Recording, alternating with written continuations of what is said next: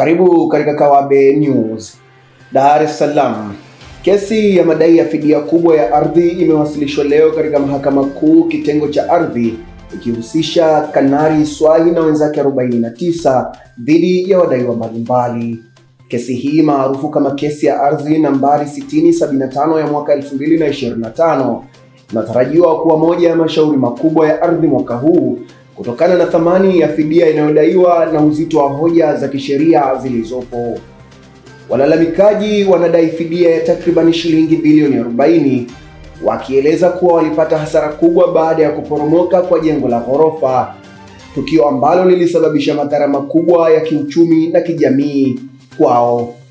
Kesi hii inalenga kuthibitisha kwamba wadaiwa walikuwa na wajibu wa kuhakikisha ubora na usalama wa jengo hilo, na kushindwa kwao kulisababisha hasara kubwa kwa walalamikaji. Kabla ya shauri hili kuendelea, mawakili wa wadaiwa waliwasilisha pingamizi wakisema kuwa kesi haiwezi kuendelea kusikilizwa hadi pale mapingamizi yao yatakapokuwa yamesikilizwa na kutolewa uamuzi. Kwa mujibu wa mawakili hao, hatua hiyo inatokana na taratibu za kisheria zilizowekwa chini ya sheria ya utatuzi wa migogoro ya ardhi, ambazo zinasisitiza kuwa na mapingamizi lazima yashughulikiwe kabla ya kuendelea na mashauri ya msingi. Kwa upande wake, wakili wa walalamikaji Peter Madereka aliiomba mahakama kwamba usikilizaji wa kesi hii uendeshwe kwa njia ya mdomo badala ya maandishi. Madereka alisema kuwa kesi hii ni nzito na ina masuala mengi ya kisheria na kitaalamu, hivyo usikilizwaji wa moja kwa moja utampa jaji nafasi ya kusikia hoja kutoka pande zote na kuuliza maswali muhimu kabla ya kutoa uamuzi.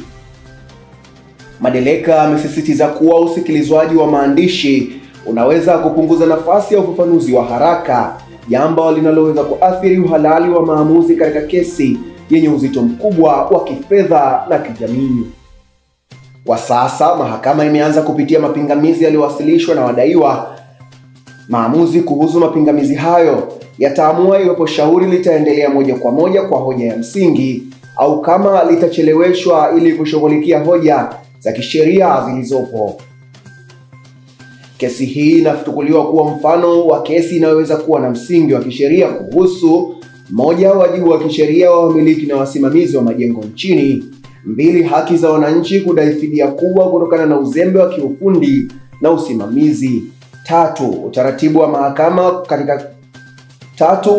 wa mahakama kuu katika kushughulikia mashauri ya fidia yenye thamani kubwa. Kwa mujibu wa wachambuzi wa sheria, kama mahakama itaamua kuendelea na usikilizwaji, kesi hii inaweza kufungua ukurasa mpya katika utekelezaji wa sheria za ardhi na sheria ya utatuzi wa migogoro ya ardhi, na kutoa funzo kwa taasisi zote zinazohusika na usimamizi wa ujenzi na mali. Mimi ni Salumu Amani na hii ni Kawabe News.